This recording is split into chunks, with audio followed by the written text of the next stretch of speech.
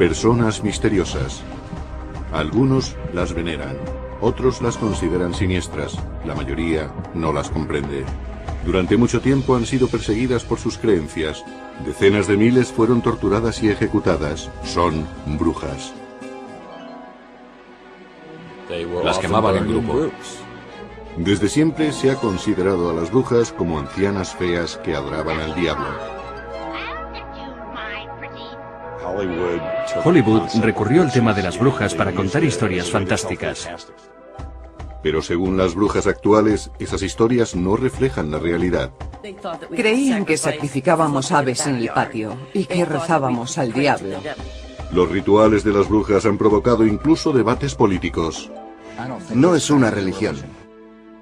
Pero las brujas dicen seguir una religión verdadera y próspera. La brujería es un modo de vida, además de un maravilloso camino espiritual.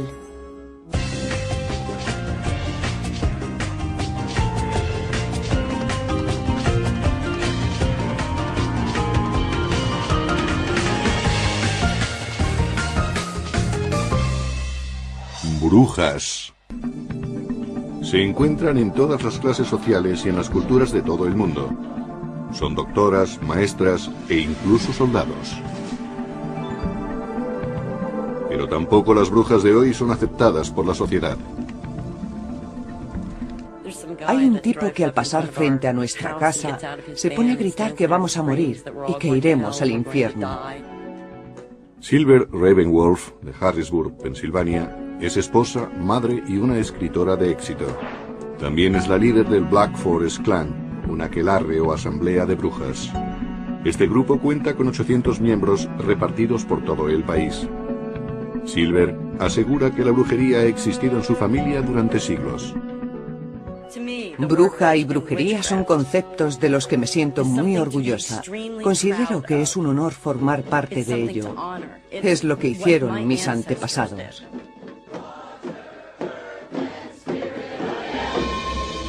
La brujería actual es un camino espiritual que observa unos ritos particulares.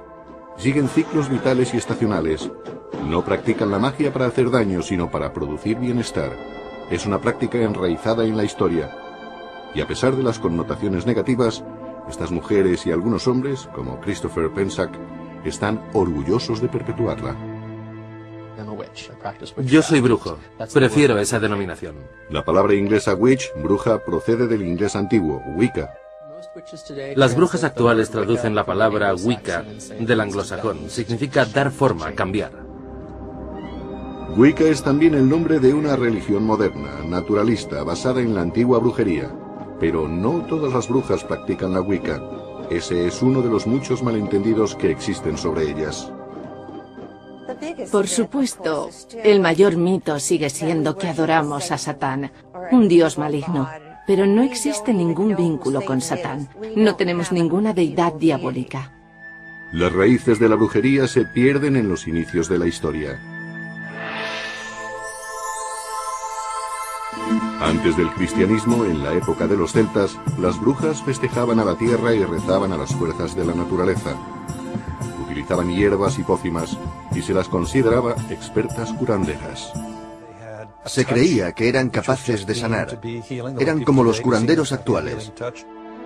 Pero a estas hábiles sanadoras se las veneraba tanto como se las temían.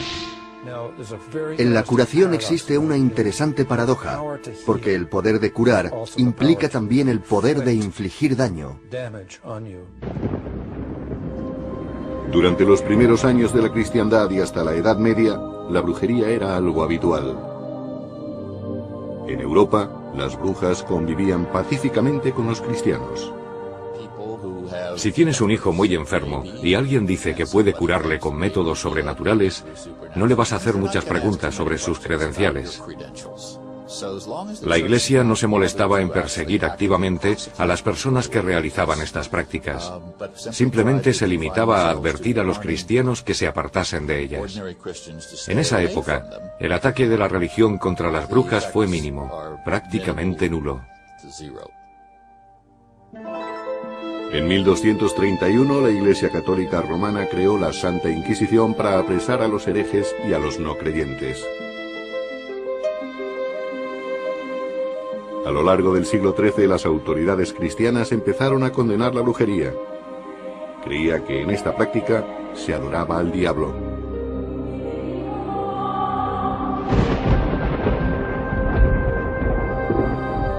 En 1320, el Papa Juan XXII amplió las atribuciones de la Inquisición para que se incluyese la persecución de las brujas. Primero, se supuso que los herejes estaban aliados con el diablo, y después, esta acusación se extendió a las brujas, que decían tener poderes sobrenaturales. Por eso eran tan peligrosas como los herejes. Durante el siglo XIV, los cazadores de brujas persiguieron activamente a las personas que adoraban al diablo. Miles de mujeres fueron ahorcadas o quemadas en la hoguera. En 1486, dos monjes dominicos publicaron en Malleus Maleficarum, el martillo de las brujas. El Malleus Maleficarum es la primera obra literaria sobre brujería, y sin ninguna duda la más célebre. Tiene como objetivo específico a las mujeres. Una de las mujeres a las que hace referencia era Walpurga Hausmannin. Vivía en la ciudad de Dillingen, Alemania, en 1587. Walpurga había sido comadrona durante 19 años, pero de pronto varios niños murieron en la ciudad, y Walpurga empezó a ser sospechosa de brujería. Sería comprensible que se acusase a una comadrona si, después de un parto normal y natural, el niño muriese sin un motivo lógico. Pero si el bebé nace con problemas o malformaciones y posteriormente muere, habría una explicación lógica. Las autoridades arrestaron a Walpurga, fue torturada y finalmente hizo una dramática confesión. Dijo haber matado a 43 niños y haber bebido su sangre como un vampiro. Solo dejaron de torturarla cuando accedió a confesar que era culpable. Walpurga fue sentenciada a muerte y quemada viva en la hoguera. En Inglaterra, la ley contra la brujería de 1604 declaraba que esta práctica se castigaría con la pena capital. Curiosamente, en esa época las brujas empezaban a aparecer en el Teatro El Globo, en Londres. Double, toil and trouble, fire burn and cauldron bubble. En su tragedia Macbeth, William Shakespeare escribe sobre tres brujas que anuncian profecías. Se trataba de una historia muy interesante, y las brujas le permitieron crear ciertas situaciones que sin la magia no tendrían sentido, ni serían tan notables. En 1611, otra famosa obra escrita condenaba a las brujas, la Biblia del rey Jacobo, Éxodo, capítulo 2, versículo 18, donde dice: no tolerarás que una bruja viva. La cristiandad llevó esta idea a América a finales del siglo XVII, cuando los puritanos cruzaron el Atlántico.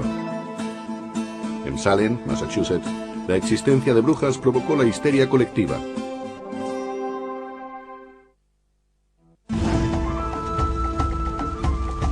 Desde los tiempos más remotos hasta la actualidad, la palabra bruja ha estado asociada a las fuerzas del mal.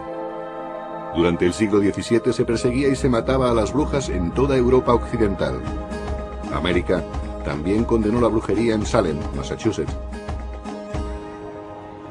Actualmente Salem atrae a decenas de miles de visitantes en Halloween, cuando se celebra el festival Haunted Happenings. Pero hace más de 300 años, nadie pensaba en festejar a las brujas.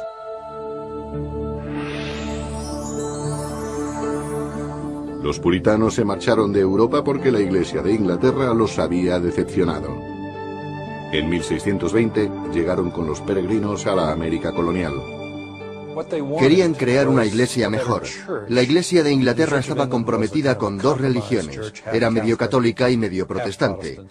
El significado más simple de la palabra puritano es completamente protestante. Los puritanos se establecieron en Salem, Massachusetts. Salem estaba dividida en dos comunidades, Salem Town, cerca de la bahía de Massachusetts, y Salem Village, varios kilómetros tierra adentro.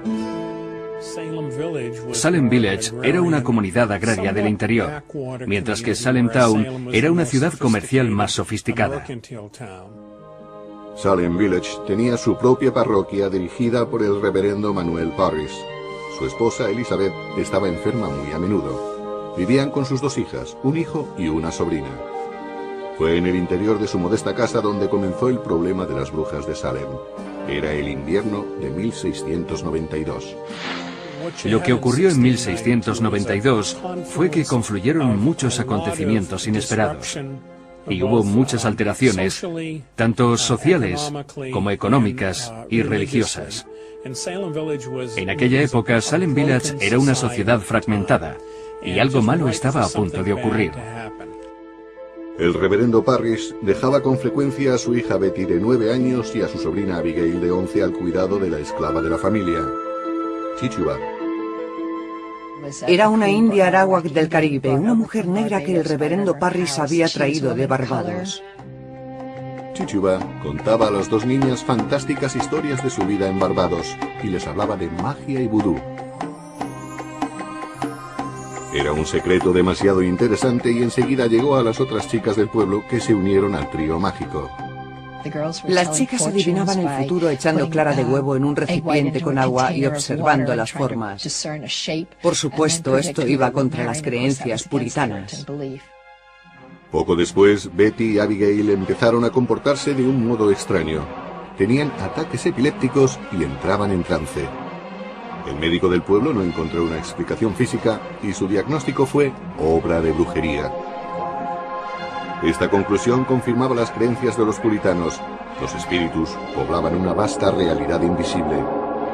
Al poco tiempo, más chicas resultaron afectadas. En lugar de separar a las niñas, dejaron que permanecieran juntas. Y esa medida es perjudicial. Provoca una reacción en cadena. Si una se comporta de cierto modo, las otras la imitan. Para el reverendo Parrish, el diablo había llegado a Salem. Entonces exigió a Abigail y a Betty que le dijeran quién las había hechizado y sus dedos apuntaron a Tituba. El 29 de febrero de 1692, los magistrados de Salem imputaron a Tituba el delito civil de brujería. Ella lo negó, pero después hizo algo que aterrorizó a los habitantes de esta ciudad. Confesó. La situación tomó un cariz muy distinto. ¿Por qué dijo aquello? Tal vez el reverendo Parrish la obligó. O quizás ella pensó que era la única forma de escapar de la horca. Todo el mundo tiene algún pecado secreto. Y la culpa provoca una presión enorme que te fuerza a liberarte sacándolo a la luz. Una parte importante de cualquier confesión era delatar a otros. Tituba acusó a otras 2 mujeres, Sarah Osborne y Sarah Good. La idea de que existían más brujas en el pueblo provocó la histeria colectiva y más acusaciones. Se señaló a algunos hombres, pero la mayoría eran mujeres.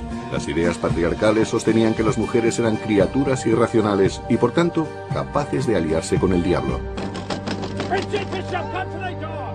Mucha gente temía que las autoridades llamaran a su puerta. Los acusados eran conducidos a la casa de juntas para comparecer ante los magistrados. Les preguntaban, ¿has firmado un pacto con el diablo? Entonces rechazas el cristianismo. ¿Has ido al bosque a recibir un bautismo alternativo? El mayor reto de los magistrados era encontrar pruebas que delatasen a las brujas. A veces, una comadrona examinaba el cuerpo de la mujer buscando la marca del diablo. Las hacían quitarse la ropa y eso para una mujer puritana era humillante. Lo más curioso es que en muchas ocasiones las comadronas encontraban esa marca. Otra prueba se basaba en el agua. Se suponía que el agua era pura y por tanto rechazaría a las brujas. Si la mujer flotaba, era culpable. Si se hundía, era inocente. En el verano de 1692, casi 200 mujeres y hombres fueron acusados de brujería en Salem y las ciudades próximas. El 2 de junio fue juzgada la primera mujer, una tabernera llamada Bridget Bishop. En el proceso se aportaron muchas pruebas contra ella. La mayoría hoy resultarían ridículas. Algunos hombres declararon que se les había aparecido por la noche y que se había acercado a ellos. Este tipo de testimonios, basados en sueños o visiones, se llamaban pruebas espectrales. Según estas pruebas, el diablo es capaz de tomar la forma de una persona. Entonces, esa persona se te puede acercar como una visión o alucinación y hacerte algo malo. Por tanto, el diablo podía entrar en el cuerpo de cualquiera. Bridget Bishop fue declarada culpable. Murió en la horca el 10 de junio de 1692. Fue la primera. Un mes más tarde, el 19 de julio, Sarah Good corrió la misma suerte. En otoño continuaron las ejecuciones, hasta que el gobernador de Massachusetts, William Phips, intervino. Le preocupaba que la gente estuviese siendo acusada falsamente. En octubre, el gobernador Phips hizo una declaración que fue decisiva. Detengo todos los procesos. Ordeno detener los procesos hasta que tengamos claros los criterios para decidir quién es realmente una bruja y quién no. Por entonces ya habían ahorcado a 19 personas, 14 mujeres y 5 hombres.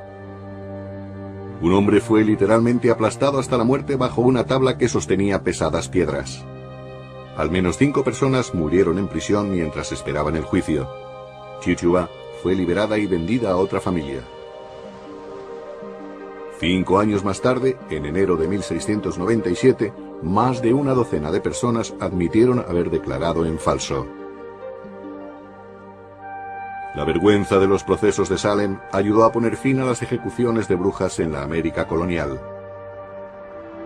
3 siglos más tarde, en 1992, se levantó un monumento en honor a las víctimas. Con el tiempo, la figura de la bruja evolucionó, pero las connotaciones negativas persistieron. En los juicios de las brujas de Salem, fueron ejecutadas 20 personas acusadas de brujería.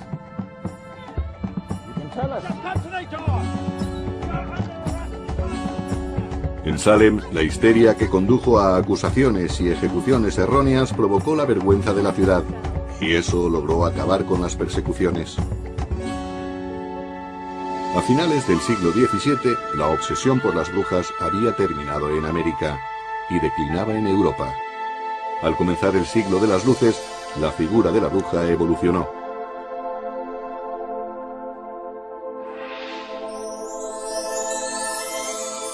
El siglo XVIII trajo la fascinación por la ciencia y la razón. Creer en conjuros y en brujas voladoras resultaba ridículo en esta época. En el siglo XVIII, las autoridades declararon finalmente que la brujería era imposible. Fue un intento para convencer a la gente de que debían dejar de temer a las brujas. En Gran Bretaña se hizo patente este cambio. La ley contra la brujería, que había hecho de esta práctica un delito capital, fue abolida en 1736. Según la ley rectificada, una persona que intentase hacer conjuros sería multada o encarcelada por estafa. En Alemania, la última ejecución de una bruja se realizó en 1775 y en Suiza en 1782. Los historiadores calculan que a finales del siglo XVIII al menos 50.000 personas habían sido ejecutadas por brujería. El 80% eran mujeres. En el siglo XIX, las clases cultas consideraban a las brujas objeto de burla. Ya no las veían como personas que volaban, que cocían bebés en tinajas y que realizaban rituales en reuniones nocturnas. Ahora eran criaturas ridículas con viejos sombreros puntiagudos. La literatura infantil presentaba a las brujas como viejas mentalmente enfermas. Pero todavía seguían siendo seres inquietantes, especialmente en Halloween. Halloween es una evolución de la antigua festividad celta de Samhain, en la que se celebra el final de la cosecha y se honraba a los muertos. El folclore la convirtió en una fiesta basada en el terror y se incluyó la figura de la bruja malvada. El personaje de la bruja malvada con la cara verde se hizo muy popular, tanto que llegó hasta el siglo XX. Hollywood utilizó esta imagen para retratar a la terrible bruja del oeste en El Mago de Oz. La cara verde, el vestido negro y la risa amenazadora de Margaret Hamilton componían el epítome del mal. I'll get you, my pretty, and your little dog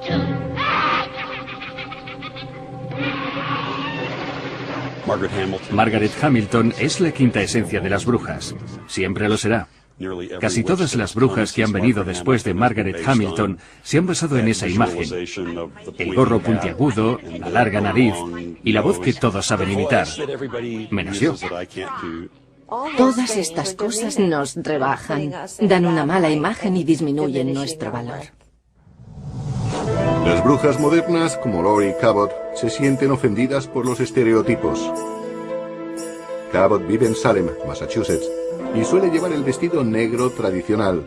Dice que es su modo de honrar a las deidades, machos y hembras, dioses y diosas, que son venerados por las brujas. Prometí a mi diosa que siempre llevaría puesto un vestido negro y el símbolo del pentáculo. Lo hago en su honor. Para Laurie Cabot, ser bruja es una búsqueda espiritual guiada por antiguas tradiciones. La brujería es un modo de vida y un maravilloso camino espiritual. Yo lo veo como una ciencia. Y el camino que hay que seguir es equivalente o quizá incluso superior al de las demás religiones. Laurie Cabot fue reconocida bruja oficial de Salem, Massachusetts. Recibió el título en 1977 de manos del entonces gobernador Michael Dukakis. Fue premiada por sus méritos en las obras de caridad. Cuando Dukakis entró en la carrera presidencial en 1988, hubo de soportar las críticas de los republicanos por haber reconocido a una bruja. Se arrepintió de haber mencionado siquiera la palabra bruja. Quizá hicimos un servicio al país.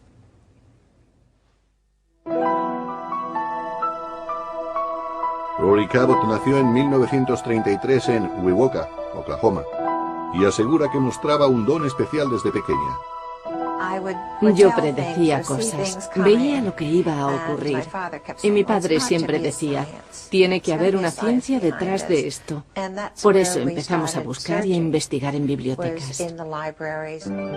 Cuando Laurie tenía 11 años, su familia se trasladó a Boston. En la biblioteca pública, Laurie y su madre conocieron a una empleada llamada Felicity. Aquella mujer fue quien les desveló su propio secreto.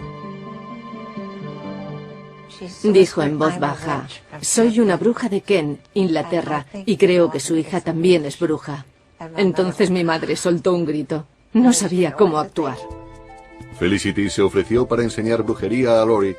Su madre aceptó y siempre acompañaba a la niña a casa de la bibliotecaria. A los 16 años, Laurie terminó su preparación y se declaró oficialmente bruja, pero mantuvo su identidad en secreto. A Laurie le encantaba actuar ante el público y a los 18 años se hizo bailarina. Bailé en el Latin Quartet, un club nocturno muy exclusivo de Boston. Era propiedad de Lou Walters, el padre de Barbara Walters. En esa época trabajé con Per Bailey, con Frank Sinatra y con Jimmy Durante. Cuando conoció a su novio, Laurie no se atrevió a confesarle que era bruja. Solo le dijo que era adivina. Hasta después de casarnos no le dije que era bruja. Para entonces ya nos sentíamos muy bien el uno con el otro, y él se encontraba cómodo con mis habilidades adivinatorias. En 1965, Laurie tenía 2 hijas, Jodie y Penny. Y además de cumplir con las tareas de ama de casa y de madre, seguía practicando la brujería. Después de casarme practicaba magia meditando, sanando, manteniendo mi ecuanimidad, curando a mis hijas y también enseñándolas. En 1969, los Cabot se mudaron a Salem, Massachusetts. Laurie se sentía más a gusto viviendo abiertamente como bruja. Yo también salí del armario, del de las escobas. Fue extraordinario. Pero no todos aceptaron que una bruja viviera en Salem. Las brujas modernas, como Laurie Cabot, luchan contra el prejuicio de que sus prácticas son perjudiciales. Laurie hizo pública su condición hace tiempo, y como bruja oficial de Salem, es quizás la bruja más famosa del país. Algunos habitantes de Salem no aceptaron de buen grado tener una mujer como ella en su comunidad. Laurie lo descubrió mientras hacía la compra con sus 2 hijas. Un hombre paró mi carro sujetándolo con las manos y dijo: ¿cómo se atreve a venir a este lugar? Usted sabe que es una criatura perversa. Tendrían que volver a ahorcarlas. Las personas que había en la tienda se mostraron muy sorprendidas. Y creo que ese incidente despertó en ellos la tolerancia. En 1971, Laurie Cabot abrió una tienda de brujería. Asegura que es la primera de este tipo en todo el país. Pensé que sería estupendo abrir una tienda, porque la gente podría venir y aprender. Sería una forma de ganarme la vida, pasar el tiempo con mis hijas, practicar la brujería y contribuir a la educación. Laurie vende hierbas, especias e incienso, ingredientes que las brujas utilizan en sus conjuros. Según Laurie, la magia es el arte de provocar cambios según la voluntad de cada uno. Una persona se puede curar a sí misma utilizando la magia. La magia es ciencia, una ciencia que utiliza la mente, las hierbas, los cristales, las pócimas. Laurie vende pociones que sus clientes pueden beber, pero la mayoría las compra como perfume. La energía de los aceites es muy efectiva y consigue que el cerebro refuerce el sistema inmunitario. Se trata de pociones que han funcionado durante siglos. Laurie enseña lo que ella llama ciencia de la magia. Requiere conocimientos de fitoterapia y cosmología. Christopher Penczak empezó a estudiar con Laurie en 1993. Laurie Cabot influyó mucho en mí. Me enseñó a fortalecer mi amor propio. A través de experiencias como la sanación, sentí que poseía poderes y que estaba conectado con el universo. Apelo a la gran diosa, que reside en los cielos sobre nosotros.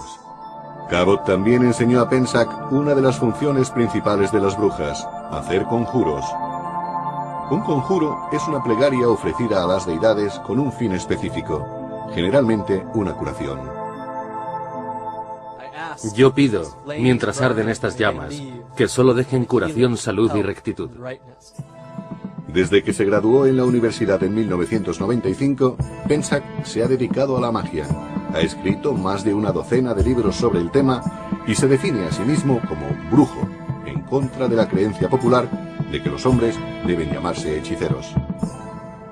Muchos brujos creen que la palabra warlock, hechicero, procede de un término antiguo que significa traidor. Por eso no les gusta esa palabra. Yo soy brujo, prefiero esa denominación. Christopher Penczak, igual que Laurie Cabot, creen que hay magia en cada persona. Todos tienen dones y talento mágico. Solo se necesita preparación para demostrarlo y llevar una vida mágica. Parte de esa vida mágica consiste en celebrar alguno de los 8 festejos anuales de las brujas. Se conocen como sabbats y representan el nacimiento, la muerte y el renacimiento en la naturaleza. El Imbolc se celebra el 2 de febrero. Festeja el fin del invierno y el comienzo de la primavera. Cuando termina el invierno, todavía se nota una sensación de frío en el aire, pero el sol empieza a volver a la tierra y en eso nos fijamos nosotros. Estamos aquí para sanar la tierra, para curarnos a nosotros mismos, para traer equilibrio y bondad que reemplacen el mal del mundo. Con este círculo trazo un espacio sagrado para nosotros. El círculo se ha completado. Estamos celebrando el Imbolc, dedicado a la diosa Brígida. Ella va a dar a luz al sol que traerá la primavera. Son los nuevos comienzos.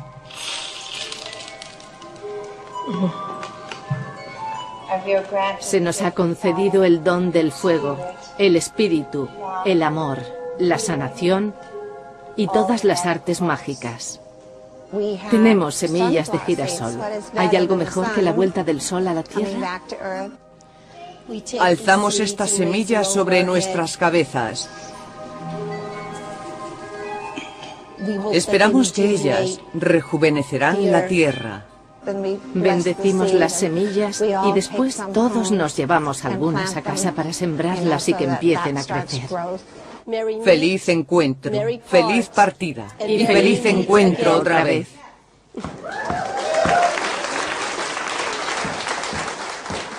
Con la celebración del Imbolc y la llegada de la primavera, Lori tiene una sensación de renacimiento y de renovado equilibrio. Han recibido de los 4 elementos y del espíritu la energía que las acompañará en su vida cotidiana en todo lo que hagan. Pero no todas las brujas pueden manifestar tan abiertamente su condición. Ante las amenazas externas, algunas se ven obligadas a ocultar su identidad. Las brujas llevan más de 2000 años haciendo rituales de sanación, y muchas brujas actuales continúan esa práctica. A veces se agrupan en círculos para curar a alguien, o para honrar a sus antepasados.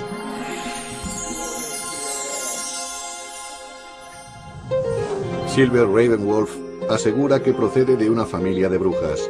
Vive en Pensilvania y ha escrito varios libros de brujería. Su nombre es un seudónimo.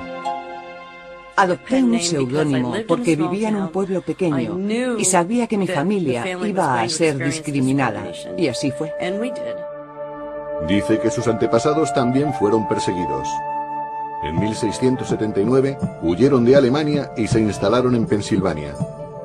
Pero se llevaron con ellos sus conocimientos y su capacidad de curación por la fe. Según Silver, estos antiguos cánticos datan del siglo XIV.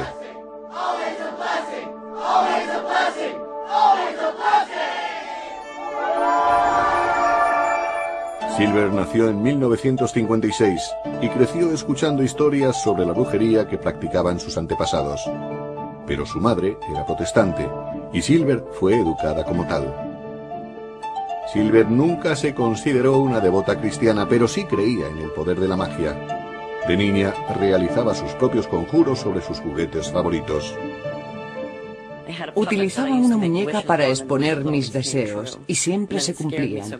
Me asusté muchísimo. Embrujada, la popular serie televisiva de los años 60, influyó mucho en Silver. Yo quería ser Samantha. Quería mover la nariz y que la casa quedase limpia. Desde luego, Elizabeth Montgomery era una mujer muy atractiva. No tenía el aspecto que suelen tener las brujas. Es el que estamos tan acostumbrados. La serie trataba de una persona que intentaba salir adelante en un mundo muy diferente al de los demás. Así era exactamente como se sentía Silver. Al igual que todas las adolescentes, trataba de encontrarse a sí misma. Cuando tenía 16 años fue a España con su clase de español del instituto. Poco después de volver, su madre murió de leucemia. Para Silver fue una tragedia que cambió su vida. Nada tenía sentido. Lo que había aprendido en clase de religión no me bastaba. Por eso empecé a buscar y encontré la Wicca. La Wicca es una religión basada en la naturaleza que se centra en los 4 elementos: tierra, aire, fuego y agua. Los wiccanos ven el sol como un símbolo de su dios y la luna como un símbolo de su diosa. Basada en los ritos paganos de la Europa occidental, la Wicca empezó a arraigar en América más o menos cuando nació Silver. Un funcionario británico llamado Gerald Gardner la popularizó con su libro Witchcraft Today. El libro se publicó en 1954. 3 años antes, Inglaterra había derogado la ley contra la brujería de 1735, que multaba o encarcelaba por invocar a los espíritus y realizar conjuros. Gardner se inspiró en rituales precristianos que reconocían un dios de la tierra y una diosa madre. Estuvo muy de moda en los años 60. Era contracultura. La Iglesia cristiana pretendía perpetuar los valores cristianos de la Edad Media y la brujería funcionaba como resistencia clandestina. Los wiccanos son un grupo derivado de los brujos, pero no todos los wiccanos dicen ser brujos. La Wicca, como la práctica de la brujería, reconoce la llamada Ley del 3. Lo que haces vuelve a ti por triplicado. Los pecados no son perdonados, somos responsables de ellos. Silver utiliza la Wicca para explorar la magia e introducir cambios positivos en su vida.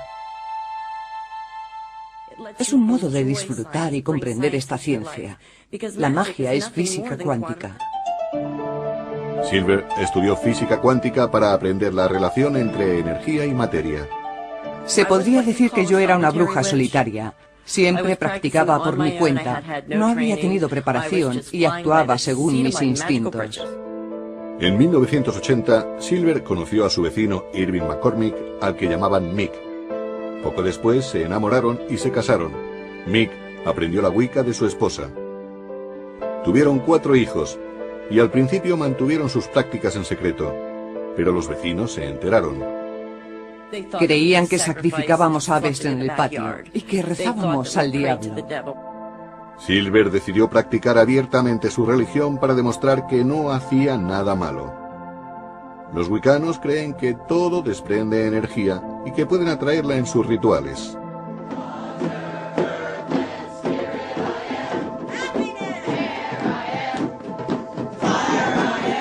Silver empezó a dedicar todo su tiempo a la brujería y escribió un libro para principiantes.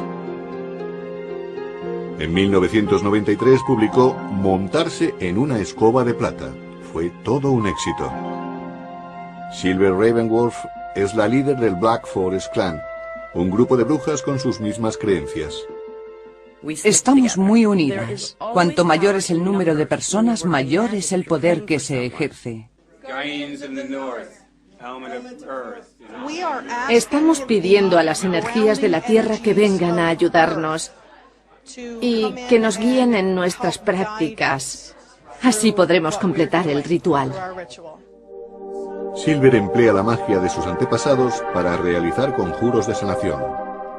Hay que susurrar unos cánticos que nadie puede oír. Ni siquiera la persona a la que ayudas debe oírlos. Yo rezo concretamente por mi madre. Pido a los espíritus que la liberen de los fuertes dolores y de los sufrimientos que padece desde hace ya mucho tiempo. No adoramos al diablo. Se trata de curaciones, de amor, de luz y de honrar a la tierra. Falin, la hija de Silver, forma parte del grupo. También es sargento médico del ejército y a sus 25 años dice que ha sufrido discriminación por ser bruja. No es que el ejército trate mal a las brujas, pero siempre encuentras personas que no son capaces de tolerar ni de admitir que existen cosas diferentes a ellos. Una mujer viuda, seguidora de la Wicca, sí ha declarado que el ejército la trató injustamente. Su campaña por la libertad de religión llamó la atención de George Bush y de los medios. Con el paso de los siglos, la percepción y el tratamiento de la brujería han sufrido una evolución espectacular. Veneradas primero y perseguidas después, han logrado poco a poco ser aceptadas por la sociedad. Pero aún sufren la discriminación, como pudo comprobar Roberta Stewart. La Wicca fue reconocida como religión legal por el capellán castrense de Estados Unidos en el año 1978. Pero en 1999, el gobernador de Texas, George Bush, declaró que no creía en la brujería. Habló en contra de esa práctica en televisión y dijo oponerse a que el ejército permitiese rituales wiccanos en Fort Hood, cerca de Austin, Texas. Respeto la libertad de opinión, pero creo que el movimiento Wicca ha llegado demasiado lejos en terrenos del gobierno. Yo no creo que la brujería sea una religión. Esto molestó a los wiccanos como Roberta Stewart. Su marido Patrick, también wiccano, servía entonces en el ejército de Estados Unidos. Me dolió como abogada y como esposa. ¿Cómo se puede menospreciar una creencia y a una persona? El 25 de septiembre de 2005, Patrick Stewart y otros 4 miembros de la tripulación volaban en una misión rutinaria en Afganistán. Cuando volvían a la base, una granada autopropulsada derribó su helicóptero. Los 5 hombres murieron. Tras la muerte de Patrick, Roberta recibió otra dolorosa noticia. El VA, el Departamento de Asuntos de los Veteranos, no permitió que se grabase el pentáculo, símbolo de la Wicca, en la lápida de su marido.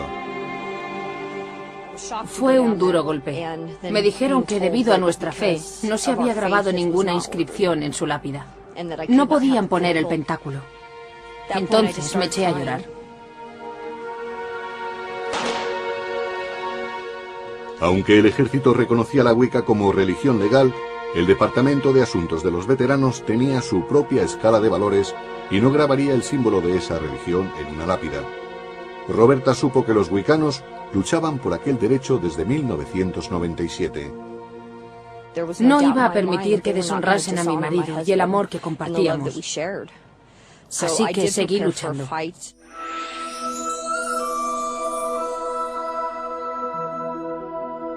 En 2005, el VA permitió que se grabaran en las lápidas militares 38 símbolos de diferentes religiones y filosofías. Sin embargo, rechazaron el pentáculo. Roberta Stewart consideró que era un caso evidente de discriminación. Me entrevisté con el subsecretario de la Administración de los Veteranos y me dijo que la Wicca no era una religión válida. En 2006, Roberta consultó el caso con los funcionarios del estado de Nevada. Determinaron que puesto que la tumba se encontraba en un cementerio estatal, el gobierno de Nevada tenía jurisdicción sobre ella. El 19 de noviembre de 2006, Roberta Stewart consiguió lo que deseaba. El pentáculo fue grabado en la lápida de Patrick en el cementerio de veteranos de Fernley. Me di cuenta de que no podía detenerme allí. No bastaba con que Patrick tuviese su inscripción. Era un derecho de todos los soldados wicanos. Roberta Stewart ingresó en el grupo wicano Santuario del Círculo y demandó al VA. El 23 de abril de 2007, el Departamento de Asuntos de los Veteranos decidió permitir el pentáculo en las lápidas. La historia tuvo tal repercusión mediática que Roberta recibió una llamada del presidente Bush. Se disculpó por todo lo que había ocurrido y me pidió que entendiera que él nunca habría negado a un soldado su libertad religiosa. Para mí, aquello zanjó el asunto. Roberta Stewart reafirmó la libertad religiosa de todos los wicanos y brujos que sirven en el ejército de Estados Unidos. Todo se lo debemos a aquella lápida y a aquellos soldados que murieron por nosotros. Su contribución no solo ayudó a nuestro país, sino también a nuestra fe.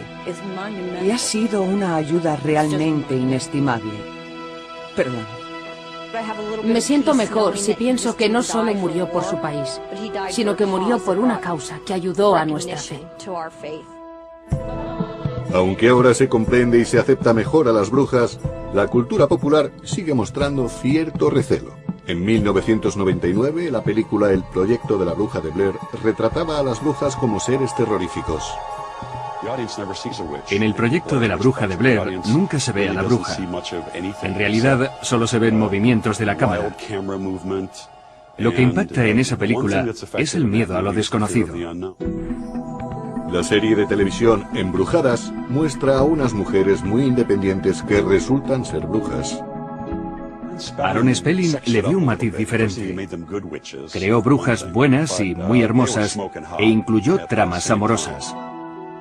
Pero muchas brujas se sienten incomprendidas. Ese es el tema central del musical de Broadway, Wicked. Ninguna de las brujas es realmente malvada. Solo hay una que está un poco desencaminada.